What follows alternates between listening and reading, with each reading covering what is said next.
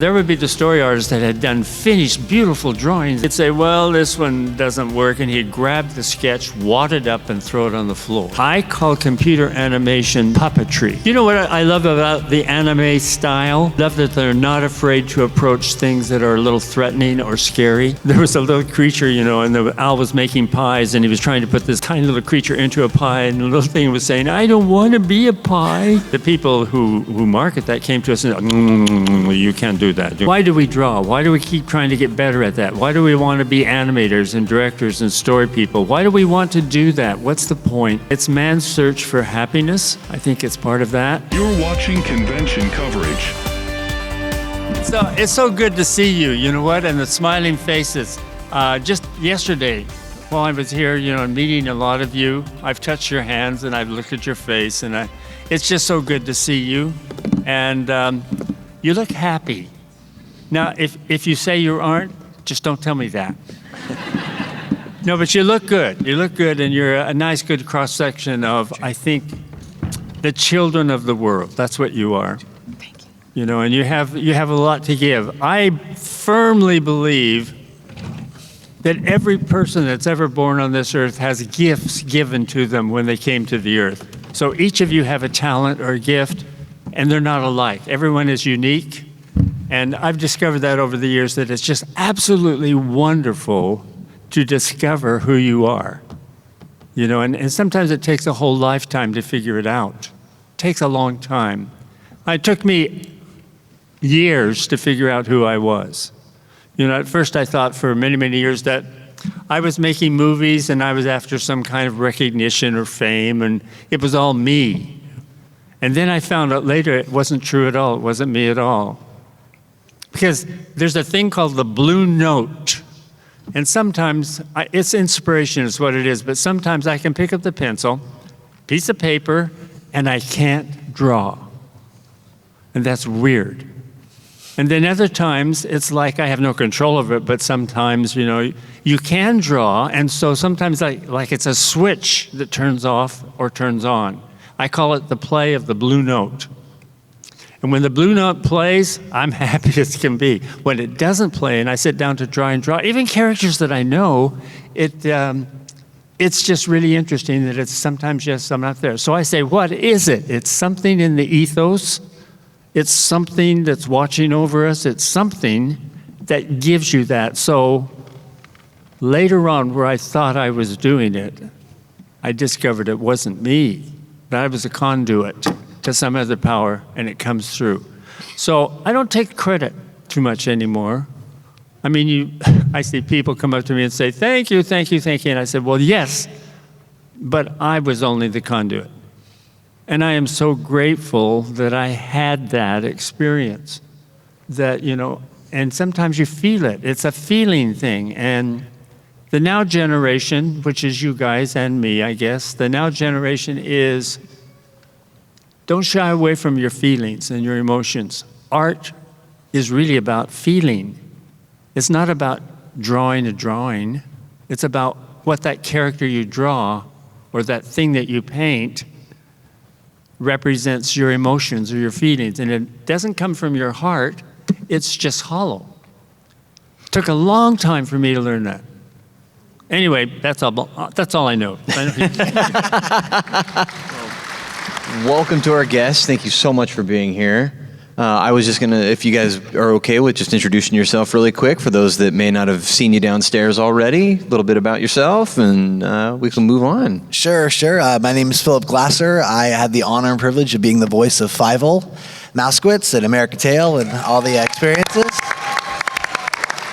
Awesome. Great backpack. I also then, once again, Don brought me back to be Gus in a Troll in Central Park, and it was another amazing experience to get to work with such great guys and talented people, and yeah, that's me in a nutshell. I'm coming, Papa. Sorry. Hi, my name is Lorna Cook, and I had the good fortune to meet Don way back when, in my 20s, at Disney Studios, and he set me on a course to help me become an animator, along with many other talented people. So I really must give Don his fair due. And we've worked together off and on through the years. And I've been an animator, story artist, director. And I've got to tell you, so much of what Don said is so true. It has to come from a place within you to come out and be, enjoyed by the world. So I feel very privileged to have been doing this for a very, very long time. And Let me say something about Lorna.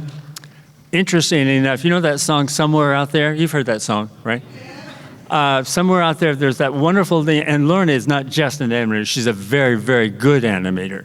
And there's a little moment when the little sister of Fievel, comes out and sings. It's one of the most beautiful scenes in the whole movie. It's really pretty, and it's smooth, and it's gorgeous, and it's from the heart. And every time I look at it, I think of Lorna. I think of her because she's just so good. Me too. But thank you, Don. Thank you very much. It's a long journey, but it's one worth taking to discover who you are and what your talents are, and don't let anything stop you. Next. Not too good. I'm getting bad here. Get one more year and I'll be 80, changing, getting one from my best. Anyway, this comes a long time ago, and what has it been, about 5:15 or 5:15? No, 51 with Don. Wow. And it was been a wonderful day, and we've been around the world and working in different places. And I know that you might have known that we lived in Ireland for 8 years and did things to be for trading and getting people how to do it well.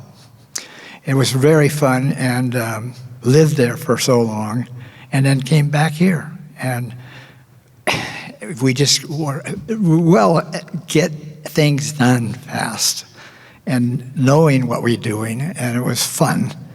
Really more, and come home, and there's other times that, in my case, I feel really happy to be among these people. Are all good people, and we've had a long time, and it's getting close to being other things, and so there we are, and you are here. Thank you so much for being here. So my name is Dan Molina, and back when I met Gary and John and Lorna back in 1979, I was little Danny Molina. So I joined up with them early on, and through the years I became an editor, and Land Before, actually American Tail was my first film as a lead editor, and Land Before Time, and then one day, while we were doing this game called Dragon's Lair, they said, we need someone to do this really, ridiculous, silly voice. Who will do it? And everybody looked at me because I had nothing to lose, and I still have nothing to lose. Anyway, so I became the voice of Dirk. And then later on, I got a chance to do the voice of Spike as well, so in Land Before Time. And I am also extremely count myself blessed that I started out my career with these guys, and then and Don took me under his wing and taught me animation. I was his assistant for a while. And anyway, I am extremely proud to be up here with all these guys. You're My name is Jeff Etter, and I had the good fortune of being invited to perform the voice for Space A's Defender of Justice, Truth, and the Planet Earth. I didn't do that guy, but... and I'm just an animator, and grateful to be here. It's good to see you guys. Thanks for supporting us. If you would be able to tell us your animation process for how you did sparkles. Oh, for sparkles? Yeah, because you use real light, and I can't find anybody else who that animates the same. That's kind of a complicated thing. Sparkles are something that usually sequins do it. but I think it's a reflection of light, is what it is, and it's also a symbol of magic. And with sparkles, it's something that what we do with the camera.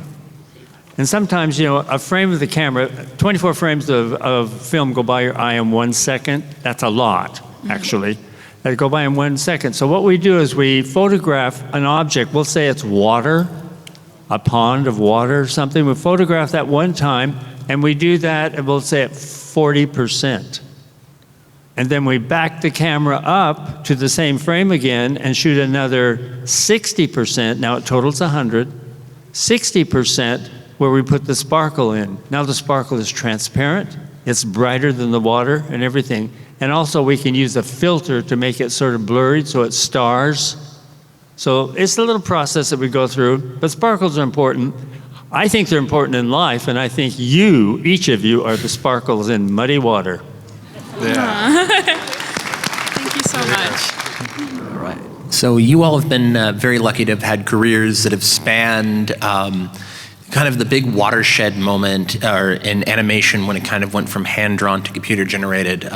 So how has that process changed from making something like Land Before Time to something like Titan AE that kind of was pushing the boundaries of animation technology?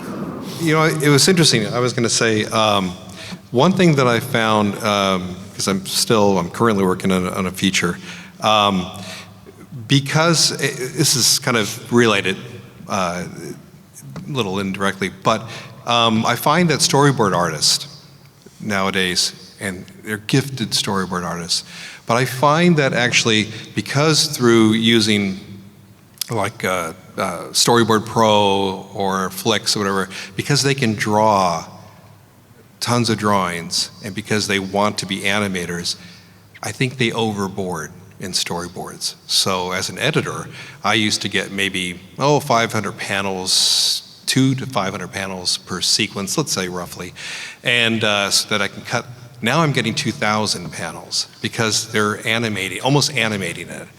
And I find that the looser the drawings are up front, and the fewer the drawings, they're telling the story, and actually in a much better way with fewer drawings. And then when I, as an editor, throw out 1,500 drawings of theirs, I don't get the demoralized artist coming to me and going, "You just throw out all my drawings like that." It's better to go ahead and draw it really loose, quick, fewer drawings, and then flesh out later what you need to in a sequence. Can I add to that too? Because the tendency with boarding, you're really creating the blueprint of the film, and that's where you want to get all the ideas out, the cutting, the acting, like Don was saying, and that's where you can say, okay, too much, we lost the arc of the character, whatever. All of that gets done in the boarding process, which is great. However, I do agree with what you were saying, Dan, and a lot of times, I dare say, even there are studio executives who want to see certain things and maybe don't even know how to look at a story reel. And so a lot of times, a lot more gets put into it.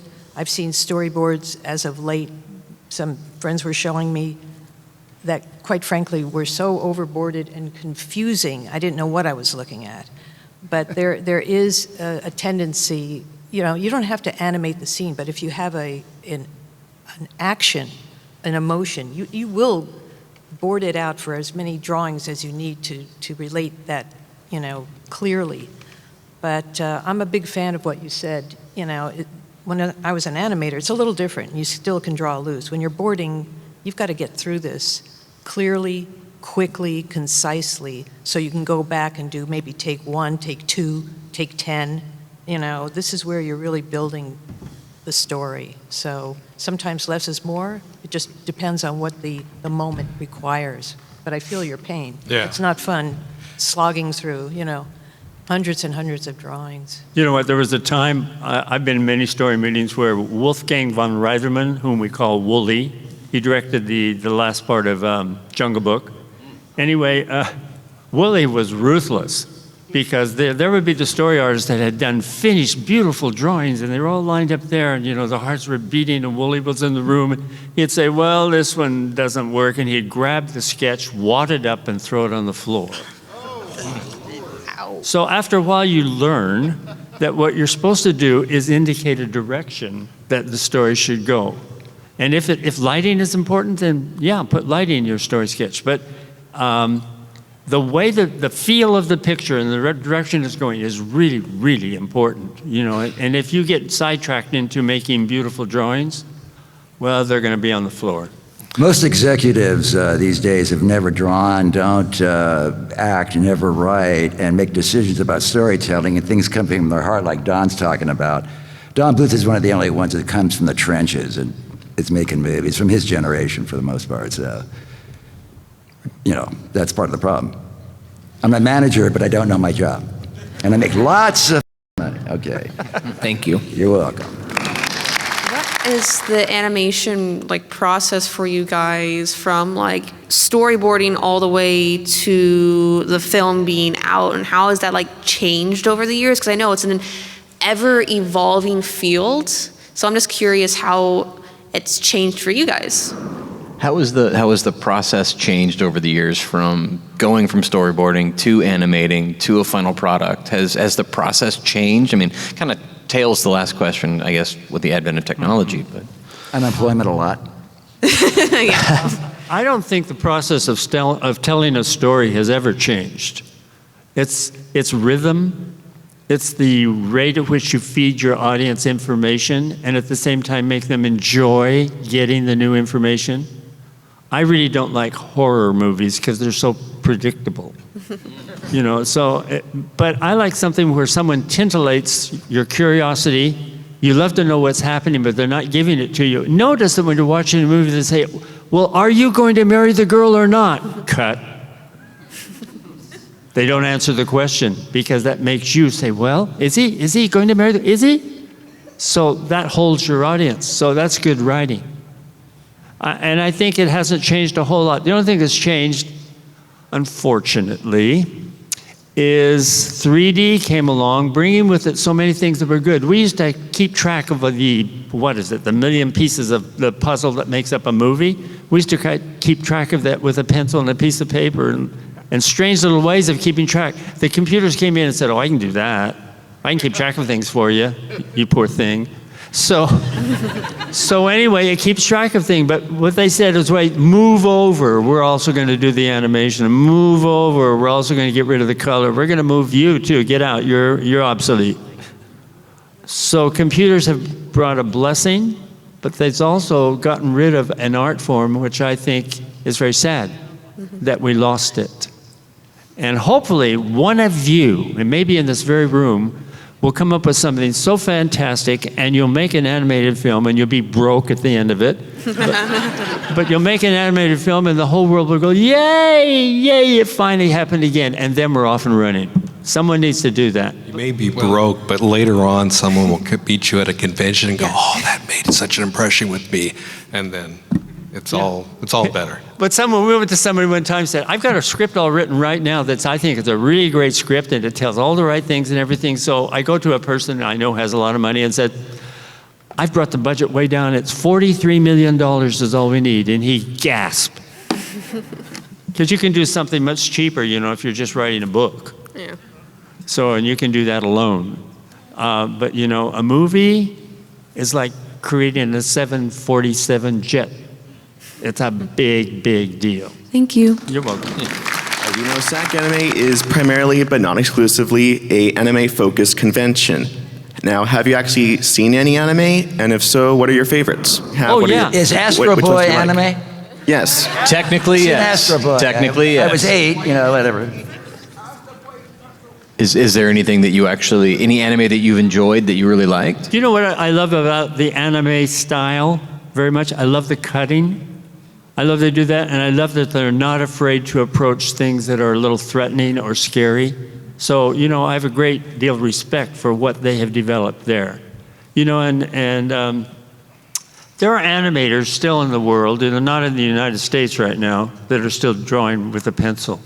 And it's wonderful to see that because, You cannot produce with a keyboard what your hands and pencil can do. That's coming right from the soul. You know, with a keyboard, I don't call that animation, forgive me for saying this, but I call computer animation puppetry. There's a puppet that's built into that computer, and what you're figuring out to do is how to move the puppet. That's called puppetry. Animation, as I know it, is actually something where you have to, with your brain and your soul, you have to, with your pencil, draw something that makes someone feel an emotion. And if you don't do that, you know, throw your pencil away and go into plumbing or something. It might be. But you have to somehow, with your pencil, create a magic that's not the same. The magic that I see, it's not magic, that I see in 3D, it's one-liners, a lot of it is bathroom humor, just to make you laugh. I had an experience one time at Fox Animation. We were doing Titan AE, and we had what they call an ARI, which is an audience reaction interview. They brought in a lot of kids and let them watch, you know, what we had. And when we got done, Bill Mechanic, who was, you know, the head of the whole production, said, "They're not laughing." I said, "Bill, this is a story about blowing up the earth, and people are lost, and there's no jokes in this movie. How can they laugh?" He says, "Well, make them laugh." No. I said, "Well, it's a little late. I'll do my best." But it's a little late because all the storyboards were done. All the animation was done. I mean, we have to go backwards to actually cause that to happen. But I think it's a wonderful thing. I myself personally prefer the hand-drawn. And I'm alone, I think, in the woods. I meet every once in a while people who say they like it better, but I'm like a person crying in the wilderness. You guys have any comments about that? I think, you know, I have no deep understanding and knowledge of all the shows out there in anime. I mean, it's a fantastic universe. And as Don said, you know, approaching different subject matter, different ways of design. I mean, it's a, you know, a potpourri of all of these, you know, ways to go about telling story. So I can't speak with authority about it. I think it's captured the minds of millions of people, young people love it. My neighbor kids, they know, I mean, they're telling me and showing me stuff that I'm like, okay, I think I know what that is. But it's, you know, it's all good. It's all storytelling. And I think there's room for all kinds of storytelling. And, you know, and I've seen CG that I think is marvelous, fantastic animation done. But I think we're in the world where we want to be given more than we expect. And I think if we can just keep going to tell the stories that resonate with people, the good, the bad, the not so good, that's our job. If we get to do it in you know, hand-drawn animation, fantastic. Something will happen where somebody perhaps will do that again. But I think we have to raise the bar just in how we treat each other and the stories we tell to give each other some hope and some joy and some laughter, not cheap laughs, but just, you know, understand the human experience and keep the bar high. But I think there's some cool things. The only thing I knew was Sailor Moon, so that really antiquates me. But anyway. Very good, thank you. Thank you. Do you have any of the work that you've worked on that you just really resonated with you, that you absolutely enjoyed working on? That's a great question. The movie that I love, we've made 11 plus other games, but 11 feature films, and the one that I like the best is the first one, Secret of NIMH. Yeah. And probably because it's the most honest, and then as soon as the suits came into the picture, they began to say, no, this won't sell, do that, do that. We had a great little thing, I think it was in Rockadoodle, where there was a little creature, you know, and the owl was making pies, and he was trying to put this tiny little creature into a pie, and the little thing was saying, I don't want to be a pie. Well, immediately, the people who market that came to us and said, you can't do that, you can't do it, take that out. So we took it out. We took it out. But that didn't happen in NIM. NIM was one of those things where we were exploring and we were on fire and we wanted to tell a story, and there was a slight thing back in the back of my head that's saying, okay, Disney, if you're going to just go down and you're going to take everything out that's beautiful out of the pictures because you're trying to save the money, I said, you can't do that. You can't do that. But, they were a huge corporation. And so, a 500-pound canary can do anything he wants. So we didn't do anything but just left. And when we left the Disney studio, there were 17 of us that were brave enough to walk away from a safe place called Disney, and say, we can do it better. And that's what we did. Arrogant? Oh, extremely arrogant. And if we had any wisdom at all, we wouldn't have done that. But we were foolish and young. And so we did. Thank you. I've watched several YouTube documentaries made by fans about Don Bluth and his studio, and there's a lot of discussion about lost media and deleted scenes in his movies. And they usually talk about an alternate ending to Land Before Time and an extended sequence in Hell and All Dogs Go to Heaven. And I was just wondering, do we know the status of these scenes? I know there's animation cells to the Hell sequence that have been found, but do we know if there's any animation left or storyboards to these scenes? And if there's any plans to ever release them? Well, no. I remember one time in London, we had finished making The Land Before Time, and Gary and myself were there, and in came Steven Spielberg and George Lucas, and Steven said, Land Before Time is much too scary. It's all in color. It's much too scary, and we don't want to have mom with crying kids in the lobby. So he says, I think we need to do some editing. It all looks wonderful, but let's do some editing. Well, they took out some scenes, I remember. They took out some so that it actually was less scary, and those scenes don't exist anymore. So I don't even know where the drawings are or anything, but they're gone. They're gone. So it made it, but the picture went out there and did a good thing anyway, and that was the point anyway, to try and, get people in the 21st century to like dinosaurs. It doesn't sound very stupid, does it? And people love them, and I don't know why. I think they're fantasy creatures that we've never seen. Close as an elephant, close as a chicken, but we eat chickens, so I don't know. I think in a way you have to say that, yeah, there's a lot of things that have been taken out that should have been taken out in the storyboard process. You should have known then. But it isn't a perfect world, and many times the people that have the money and our executive producers are not there in the storyboard session. They want to see it after it's on stage. At 20th Century Fox, someone said, we're making Titan AE. Well, show me the finished movie, then you can finish it. Because they couldn't imagine what a story reel looked like. You had to, we'll color it now. Now we'll do it in 3D, or we'll find some way to make you see, this is what the movie feels like. You're trying to convince them, and it isn't even made. It's only in your head, and it's in the head of the people that work on it. But trying to talk art to the suits is very difficult, because it's a different mindset. They market, they deal with money, they deal with figures, they deal with that. And we all live in some kind of faraway fantasy world that they don't even comprehend. So it becomes difficult to get the two worlds together. It's called show business. It's very flaky. Try not to work for people who are dumber than you. My father told me that. My father gave me that good advice once. Thank you very much. Hopefully, someone somewhere will find maybe old drawings or something from lost scenes from these movies. Yeah, it's really interesting to read about stuff that could have been in films. Yeah, and just one more thing. It's kind of funny. I saw Secret of NIMH when I was in elementary school, and then years later, and I took general psychology in college, and I was surprised. Oh wait, NIMH's a real place? The National Institute of Mental Health. Yeah. That's what NIMH is. No one from NIMH ever complained about your movie? We hid that.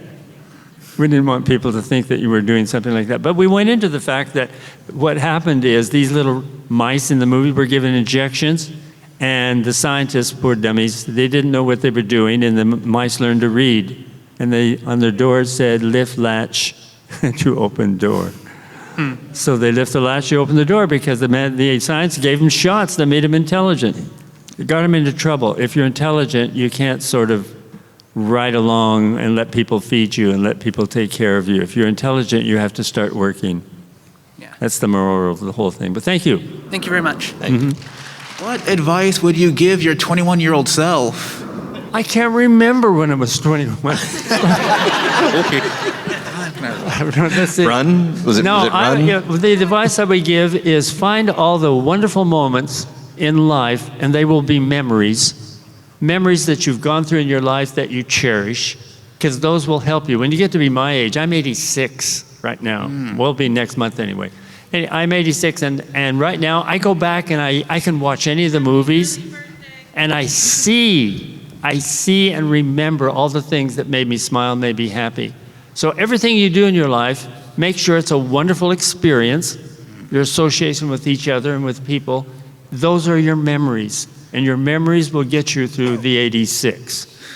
So it's really important that you make good memories. Thank you. And that's other people, okay? Right. How you doing, Don? And supporting cast, it's an honor to meet y'all. Thank you. A couple of you are the Abe Levitows and Maurice Nobles. The guy on the end is Mel Blanc. And and I wanted to ask you about Chuck Jones, Friz Freleng, and Bob McKimson, and if you knew them. Did you know Chuck Jones and Friz Freleng and Bob McKimson? I knew Chuck Jones very well. You know, a very, very intelligent man and very good with words. And he also was somewhat sarcastic a lot of times when you talk to him, so he was very fun to listen to. But he had a great sense of humor, you know, and I think the way that he got through life and drove away the demons that attacked him was with humor. It was with humor, because that's the thing. Humor is here for a reason. It helps us all laugh off our problems. You know, right now I'm walking around with something called when your legs get sciatica. Yeah. I'm walking around with that right now, and I'm saying to myself, why, God, how come I have to walk around with sciatica in my legs? What did I do wrong? And he said, you didn't do anything wrong, Don. And he answers, I hear this. He says, you didn't do anything wrong. He says, but the way that I get you to be better than you are is I have to get you to suffer. True. And he says, so it's through pain and suffering that we learn. Those are the best teachers in the world. That's how we learn. And I said, okay, all right, so what is it I'm supposed to learn? He says, that's for you to learn. He's not going to tell you. You don't get a recipe book for life that tells you all your answers. You have to feel your way through it and discover who you are. And it's done through a lot of hard knocks and pain and everything else. But it all works out in the end, because I know that the pervading feeling throughout the universe is love. And the more you can get in touch with that and be part of that loving kind of person, the better you'll be. And the more that you get hatred in your heart or revenge or anger, the worse it is for you. You'll get more pain. So get rid of all that hatred. I'm a fan of Don Rickles as well, so I know where you're coming from. Good. Thank you. I met Chuck Jones, and he helped my now ex-wife provide, he was invited to Why Is There Violence in Animation? And he showed up for free to talk to Cal State Pomona. This is back in 1979 or something like that. One of the crew members of Chuck Jones was Ben Washam, a terrifically talented cat who, you know, during the Depression came out from Kentucky on a rail line and came to Los Angeles.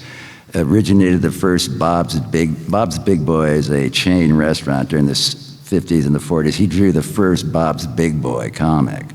Got a job at Warner Brothers, and after that folded up, proceeded to teach us, anybody who would show up, animation.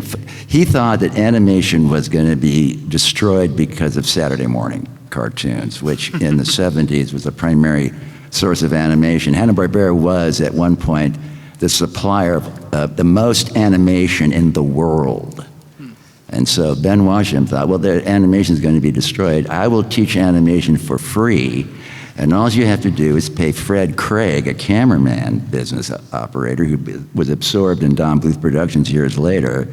All you had to do is pay for the tests, and the tests were basically 16 millimeter negative shots. I'm sure you've seen black and white film with white contour lines, and so we would learn full animation as opposed to stock animation or repeating cycles and stuff you often see in animation in the 70s. And so he would teach for free. We had a good soul. So I'm bringing him up just because of he deserves it. I've learned a lot from him, and I'll teach you animation for free, but I'm just an animator. Go to Lorna. What would be advice like when it comes to getting a career in the animation field, like storyboarding and stuff like that? I would run from that if I were you. Not that you don't have the talent or the skill, but storyboarding is like being a director. Mm-hmm. By drawing the drawing, little panels of drawing, that you pin up on a board, you are deciding the camera angle, you are deciding the emotion, you are deciding the lighting, you are deciding what characters and what dialogue is spoken. Mm-hmm. You're in control of the entire thing. Mm-hmm. Now later on, everyone will disappoint you because they won't do what you thought, But you know what? You have to. I heard George Lucas say one time, you're lucky if you get 50% of what you wanted. Oh. You're lucky.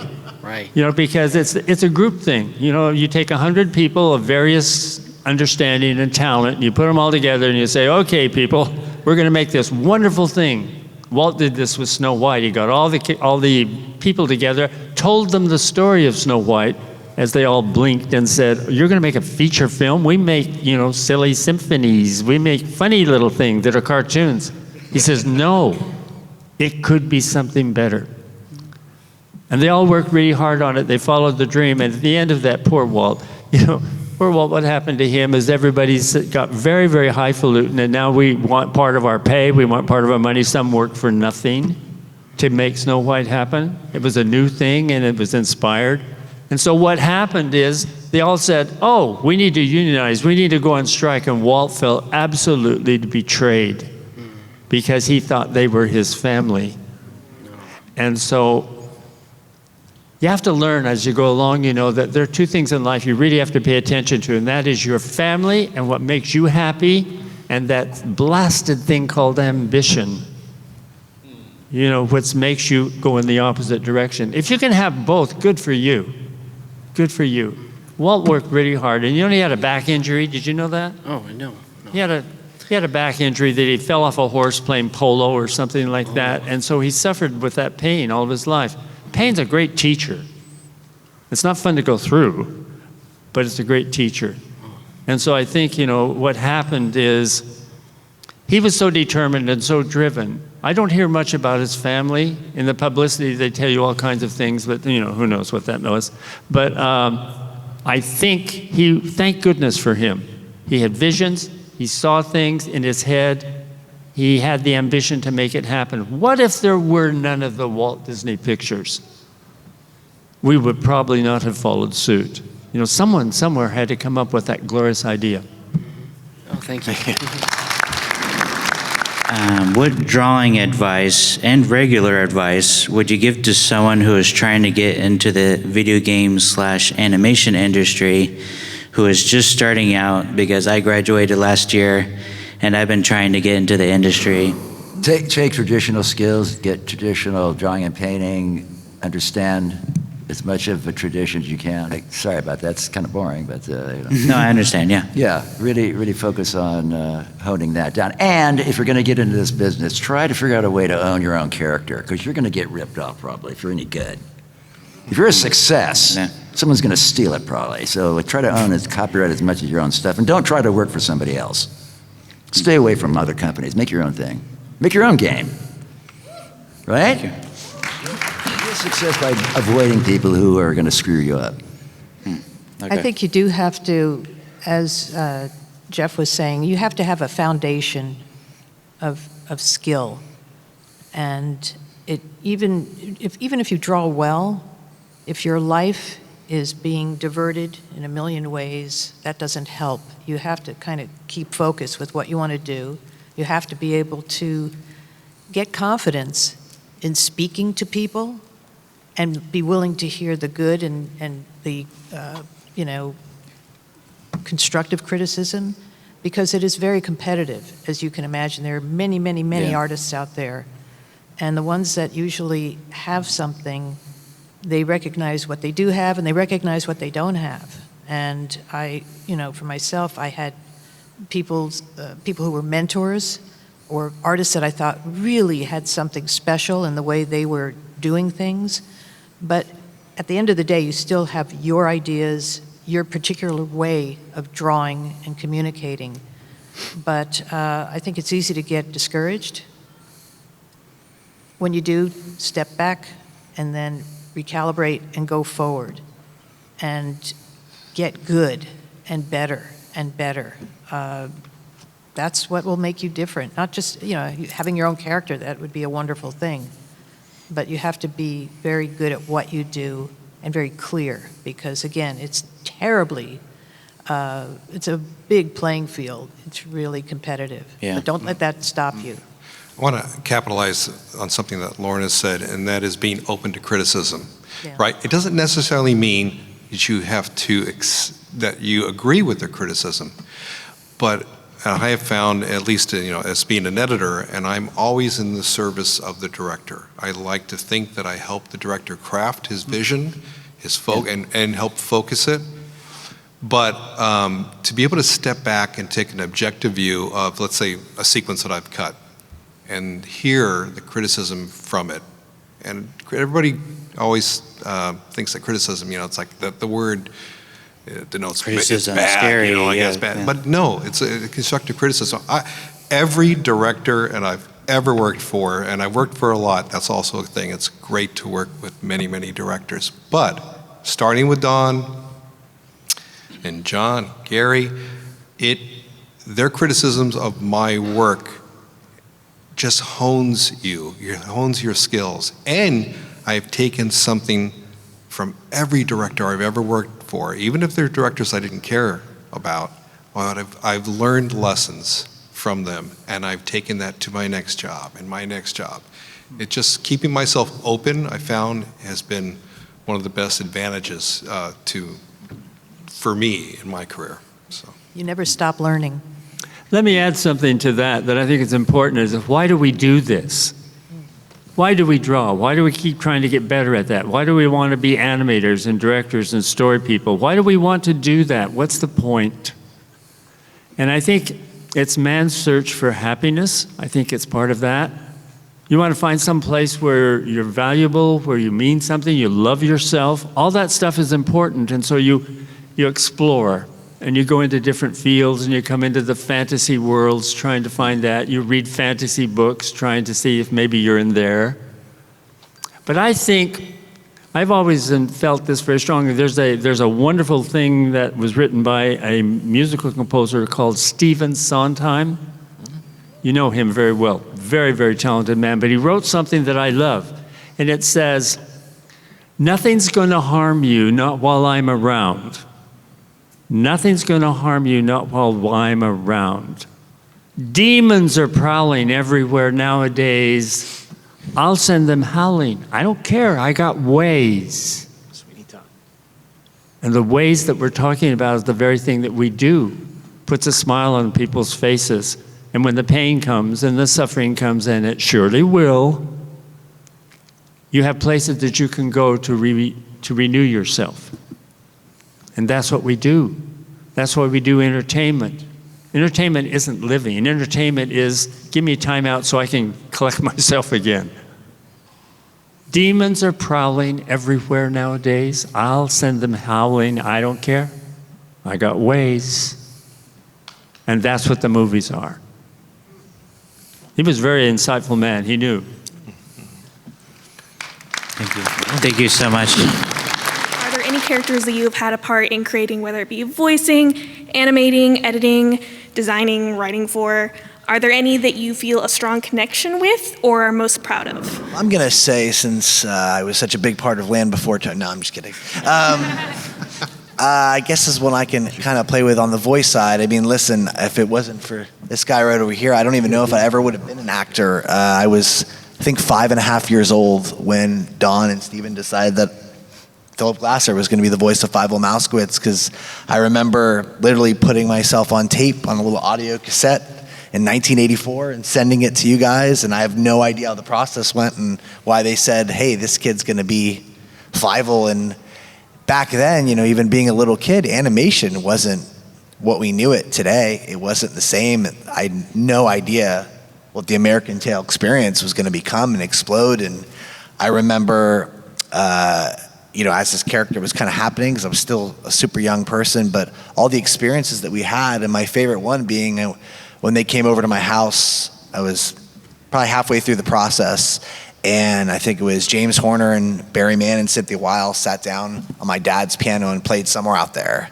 and said, you're going to sing the song, and this is going to be.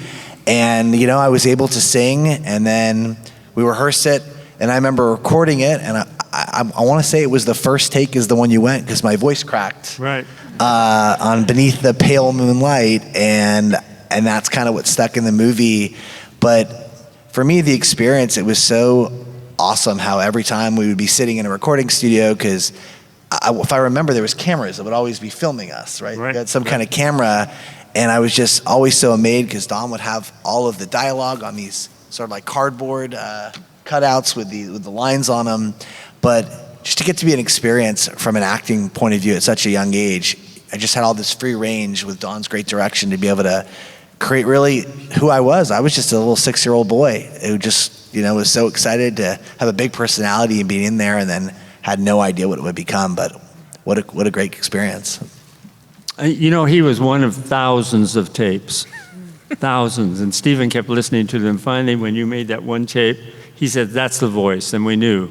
It was a very innocent kind of a sound, but it was wonderful. And I think, I don't know, when you're making a movie, you're feeling your way through the whole thing. You don't always know exactly what to do. But that particular song also became a wedding song. Somewhere Out There became a wedding song. Who knew? And I have to tell you something else too. Before he was called Fievel, he had another name. He was called Mousy Mouskowitz. And he was, and Stephen came into the conference room one day and he says, no, we're going to call him Fievel. And everybody said, Fievel? Where'd that come from? Fievel? He said, that was my grandfather from Russia. So it has a historical basis in that, you know, and so it became Fievel. And the first Jewish mouse in animation. Sláinte. Crazy. So I was typecast. And part of the what laugh. you're saying. Well, you know what was really silly? This I haven't told this ever before. This is really neat. They had boxcars of the little Fievel mouse, right, in a Christmas stocking. Yeah. Match that up. Can you see the problem? Okay, so someone stood up and said, no, you cannot put a Jewish mouse inside of a Christian stocking. You cannot do that. And those boxcars disappeared. I think they took the mouse out of the Christmas stocking, and we still have those around today, but it was a tremendous faux pas in marketing. It was McDonald's. McDonald's McDonald's was the one selling did the Christmas stockings. Oh, well, who do they know? They're still on my tree. I'm still very partial to characters, nonverbal, just silent characters. and then characters that... You mean like Dirk? Yeah, well, characters that are simpletons. What does that say about me? I did a voice for a character called Fish Out of Water. Didn't speak, did bubbles. But I love those characters that just, the dopies, and which doesn't say much about me either. So, I have to say a word about Gary that I think has been amazing. Gary has been a person, he's an artist, and I remember at Disney Studio, Gary was always animating Evan Rube, I think it was, from Rescuers. And he's a very good animator. But when he gets really focused and concentrating, you can hear him clear down the hall because he starts breathing very heavily. And he, like when he's drawing this character, Gary, are you okay? And then through the years, it's very interesting. I've had John Pomeroy, Gary Goldman, and myself. And the one that has stuck with me and been through thick and thin, going all over the world, and whatever we had to go through was Gary. And it was his encouraging words that somehow were the balm of Gilead for me. So, and I've told him many, many times, I don't think all this would have happened, Gary, without you. So I thank you publicly. You all have a good rest of your con. Please give a big round of applause to our guests. Thank you so much for being here, everybody.